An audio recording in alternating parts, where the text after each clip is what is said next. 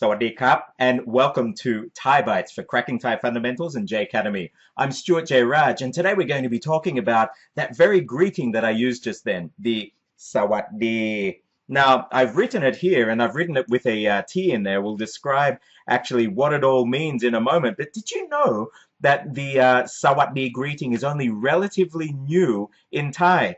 It only came in since the 22nd of January in 1943.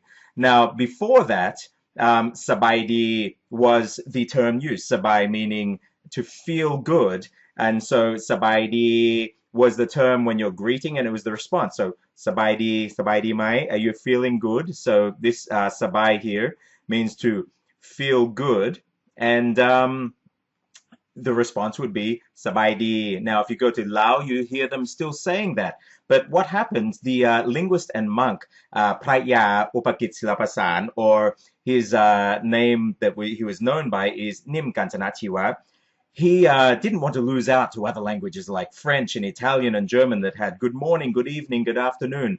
And so all these different terms, Arun Sawat, Ratri Sawat, and also Sayan Sawat, good evening, Ratri Sawat, good night, and Arun Sawat, good morning, were brought in as standard Thai greetings so they could go head to head with French and other language that had all their greetings. Now, maybe it was because the Thais weren't used to having those different greetings for different times of the day. One thing stuck, and that was the Sawat part of the Ratri Sawat, Arun Sawat, and Sayan Sawat. So what happened? Sawat came in, and so rather than Sabaidi, people would be saying Sawatdee. So what does it actually mean? Now here I've written as Sawatdee. Can you say that? Sawat, Sawat, what? It's down low and it gets caught there, and then D. So if we're looking at the tone here, Sawat, Sawat, down low, and D is this common tone, Sawatdee, Sawatdee. And if you're a guy, Krap, Krap, the Krap is a high tone. So high tone is high and getting higher. I'll write that here. Krap. In Thai, it's written like this. Krap. And if you're a girl, of course, Kha. Sawatdee Kha. Kha is written like this, and it's a falling tone. Ka. So this is falling, starting higher and falling. Sawatdee Ka. So Sawatdee Krap became the standard word. Thais will tell you they have Arun Sawat still and Sayan Sawat, Ratri Sawat, but you never really hear it unless it's a very formal occasion. So let's have a look though at what this means now. I've just got rid of the rest of the text, and we can have a look now at Sawatdee, what it actually means. So, if you break it down, this is actually a Sanskrit word, and we can have a look at the different parts. We have the word su. Now, I'll write it here, su with a low tone in Thai, but su in Sanskrit, which comes from this. If you can read the Devanagari script, you'll know that su means happy or good, which is great. So, and now we have a look at the other word. If I write it in Thai writing, it's going to look like this. Asti, if I write it in the Sanskrit, in the Devanagari, it will look like this. Oops, I should have the E in there.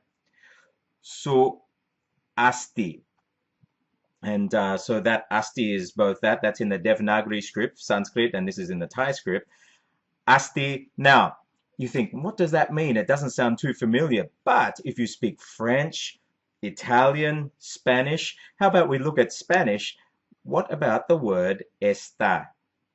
Está bien means it is. And this is exactly the same root. Está to be in the third person. So, su plus asti. Good, it is. It is good, or something that is good.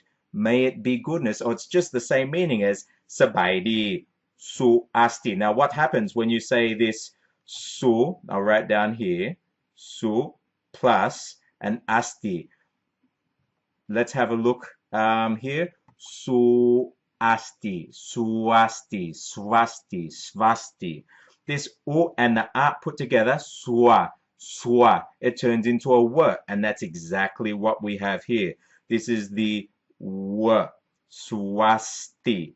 Now, in Thai, we know that there are no these long-lasting affricate sound or plosive sounds that are going to happen at the end of a syllable. So, svas isn't going to cut it in Thai.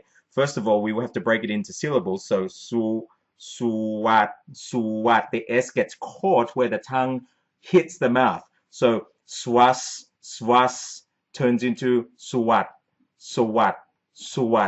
And then this originally was Sawasdee. Now, Sawasdee sounded very much like D. So, Sawatdee, Sawasdee becomes to be feeling good. And this D is actually the Thai additive to it, but originally it was Sawasdee, a short it. So, it is good. Sawatdee. And then klap, korap, may it be received, which is that Thai ending for men, or ka. So, Sawatdee klap, may goodness or something or well-being be unto you. And the women will say Sawatdee ka and Sawatdee ka. Now, just an interesting thing about that krap and ka at the end. Now, the original meaning, of course, was korap, may it be received. But if we take this Sawasdee, and in Sanskrit, I put this ka at the end, Sawasdee and ka in the Devanagari, and it's written like that in Devanagari. Ka, or in Thai would just be the ka. So if I write swastika, it's starting to sound very familiar. What about the swastika? This is where that meaning comes from. So the swastika could go that way, or the other way. Now, there's deep meanings to the swastika when you go into Hindu and Hindu tradition and Buddhism, but basically the swastika, this ka particle here, is a diminutive particle that makes something little, or the little thing that is. So swasti, happiness, well-being, goodness, ka, the little thing. So every time you're actually doing a Sawatdee, you're actually offering a little swastika, a little piece of goodness and happiness to that person there. Now, I don't know how many people knew that already, but next time you are saying Sawatdee klap, or Sawatdee ka for the ladies, you are offering people a little piece of happiness or goodness, or actually you are becoming a swastika in your being, in your person. So thank you for listening to Thai Bites. I'm Stuart J. Raj, and Sawatdee klap.